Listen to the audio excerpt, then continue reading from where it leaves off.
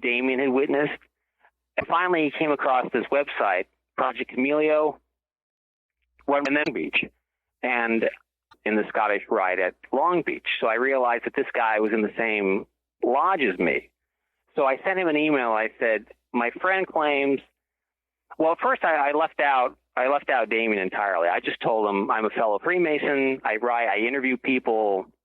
I'm interested in strange things and cutting edge technology. Would you mind me interviewing you? And he said, sure. And I think the reason he agreed was because we were in the same lodge. So he said, let's meet at the Masonic Lodge like on Saturday. So I called Damien and I go, come down here, because he was living elsewhere at that time. He was living in Winona, Kansas. And he drove all the way down in his van and came down to meet Richard. So I go to the Masonic Lodge. I meet Richard Schowengerdt. I realize that I had met him before, though I was not formally introduced to him. And after the rituals that morning, me and Richard go to lunch, and I take Damien along with me. And I sat down, and I interviewed Richard about his technology. I really had no expectation distance of the apartment where Damien was living. And so as I'm talking, I'm asking Richard, would it be possible to use this technology to, for example, make you think you're seeing something outside your window that's not really there? And he said, oh, yes, that's in the original patent.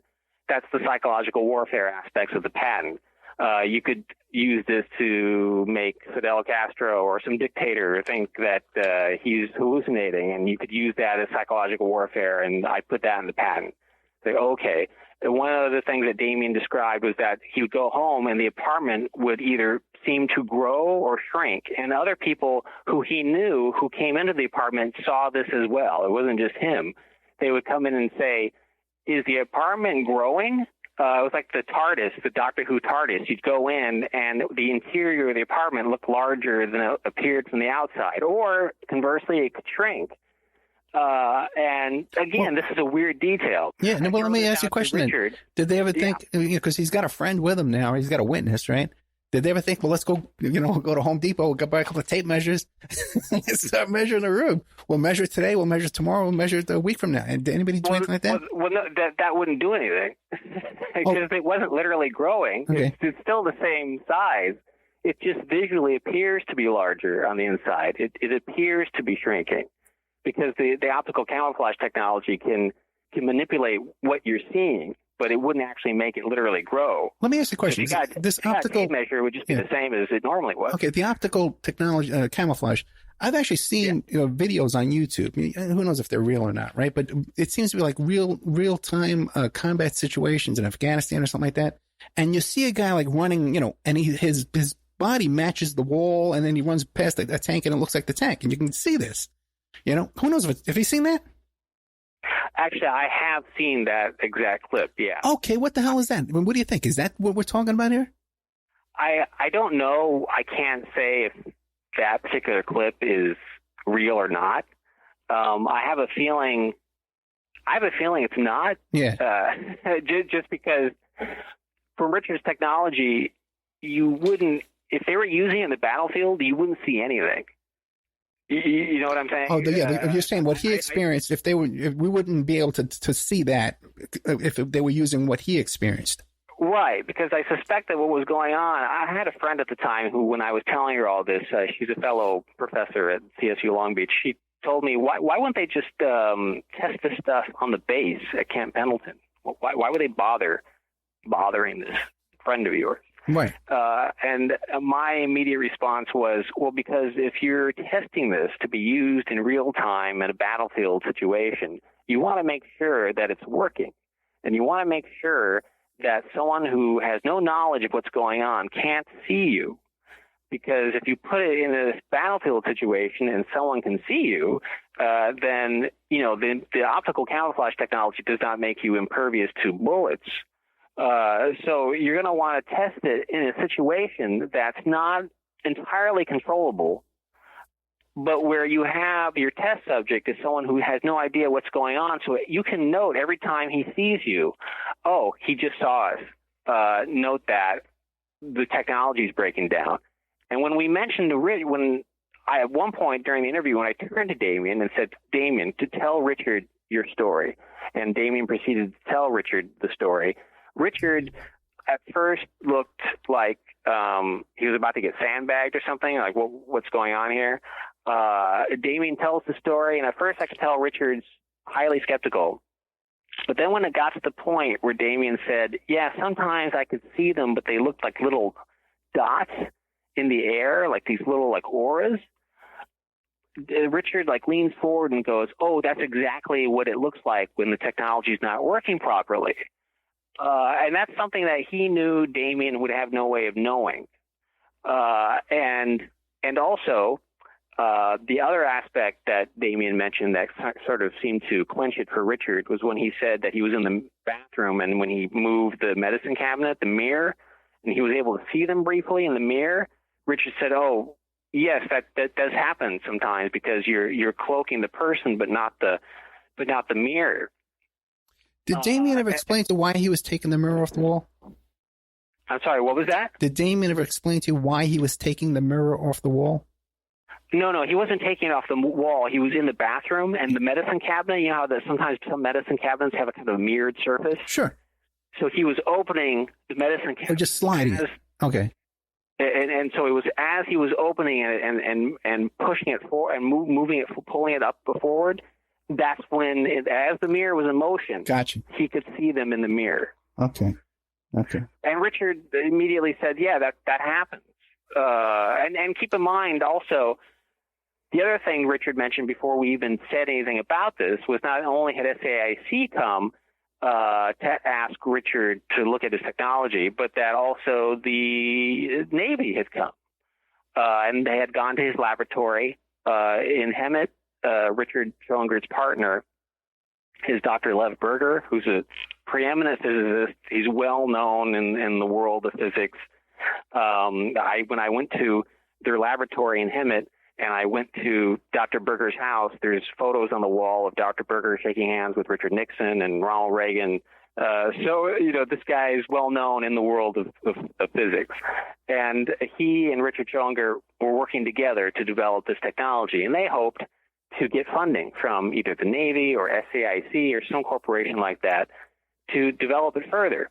But when the Navy came out, they looked at all of it and they said, oh, it looks interesting. And then they never got back to him. The same with SAIC. I suspect that they were kind of like vacuum cleaners. They came to see what information they had, they sucked it up, and then they disappeared and went away and then decided to do whatever the hell they wanted with it. I should point out that Richard Schowengerdt, I've known him for many years now, since I first interviewed him for the book. So I didn't even realize I was writing a book at the time. I've known him many years. He's a very conscientious, brilliant guy, and I don't think he had any malicious intent in developing this technology. I think he thought he was doing something that would help the military, that would be used to fight evildoers in foreign countries. I don't think that he had any idea that it would be used on U.S. civilians. I don't think that was in his mind at all. Though he did have in the original patent that this could be used for psychological warfare purposes, for turning people insane. I don't think he thought that was going to be used on innocent civilians. Now, you mentioned that Damien went to Kansas. Now, when he went to Kansas, was this activity still going on around him? Now, you mentioned that Damien went to Kansas. Now, when he went to Kansas, was this activity still going on around him? Yes. When he threw everything into a van that I arranged to buy for him, because he had no money, which is another reason he couldn't get the surveillance cameras. I bought him a van so he could get out. He throws everything in the back of the van and he flees. He calls me and tells me, this is in January, February of 2004. So he's been in San Diego for 6 months dealing with this. And I should say, by the point that he left, he was probably down to like 100 pounds or less. He was urinating blood. He constantly had a metallic taste in his mouth, which I knew from Walter Bohr was one of the symptoms of electromagnetic poisoning. And so I said, you just got to get out of town. And so I arranged to Western Union some money to him, which is a whole other story, where The phone kept cutting out every time I tried to give him the password to go pick up the money. He throws all his stuff into the back of the van. He flees. He calls me from a payphone on the side of the road and tells me that there are these little flying saucers following him around. Keep in mind, this is 2004. Drones are not a common experience. I mean, I was at Seal Beach the other day, not long ago, a few weeks ago, and a drone flew overhead as I was sitting there at the beach. People have been shooting drones out of the sky over Dodger Stadium. Drones are constantly in the news. Now you see them in movies all the time. In 2004, this was not a ubiquitous thing. But he's calling me to tell me that these little circular objects are following his van. He keeps driving. He goes up into Las Vegas, goes all the way to Minnesota. At one point, when he gets off in Minnesota, he stops off at a bathroom and he goes in and he's washing his hands, and a guy comes into the bathroom, and the guy comes up to him and says, "If you would just give it all back, this could all end." And when the guy said that, the guy seemed like he was completely tired, and as if he was more harassed than Damien. He said it in a kind of pleading tone, like, "Can you please just give this stuff back, and then all this could end?" Because that was the thing. They thought that he still had these goggles. And every time Lita Johnson would go over to his house and would show up at random times and say, "Would you like to give me any more information? Would you like to be more cooperative now? Would you like to tell me where these goggles are?" And then Damien would say, "I don't know where they are. As I've told you from the beginning, I don't know anything about this. I have no idea where they are." And then she would say, "Well, if you change your mind, you know where to contact me." And then she'd leave, and the harassment would start up all over again. So flash forward to this bathroom, the guy comes in, and this random guy just says, "If you just give it all back, all this could end." And Damien was obviously shocked. And then at that moment, a third guy comes in and grabs the other guy by the back of the collar and then kind of drags him out as if the other guy had broken some sort of protocol, because this was one of the few moments when anyone actually kind of broke script and admitted that this harassment was going on. Damien leaves the bathroom and gets back into the van, and he drives all the way to Winona, Kansas, which has 100 people in it. The population of Winona, Kansas is very, very small. And for some reason, once he got to Winona, the harassment stopped. And I suspect it's because there are so few people in the town, you can't, for some reason, I don't know why, that could be the reason, maybe it's a different reason, they decided to pull back, and they stayed there all the way until the point where he found the website, Project Chameleo website, and sent me the link, and I looked at it and contacted Richard. And then he left when I called him to come and participate in this conversation with Richard Schowengerdt.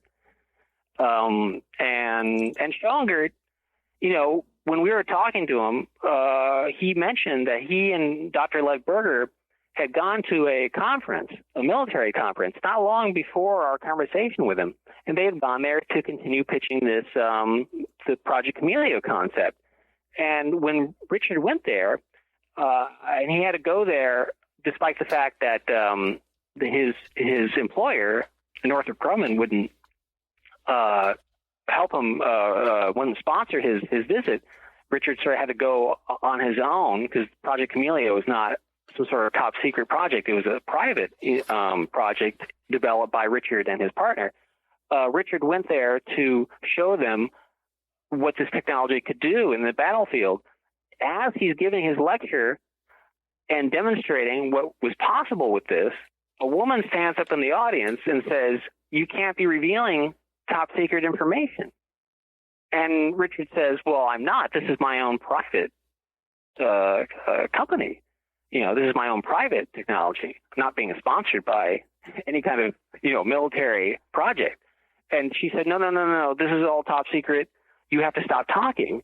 And the organizer of the event said, well, just let him finish speaking, and then you can talk to him afterwards. So Richard finished his presentation, which was probably like a half hour or an hour or something. Then afterwards, this woman and her goons take Richard into the back room and are interrogating him, saying, where did you get this information? How did you get access to it, et cetera, et cetera.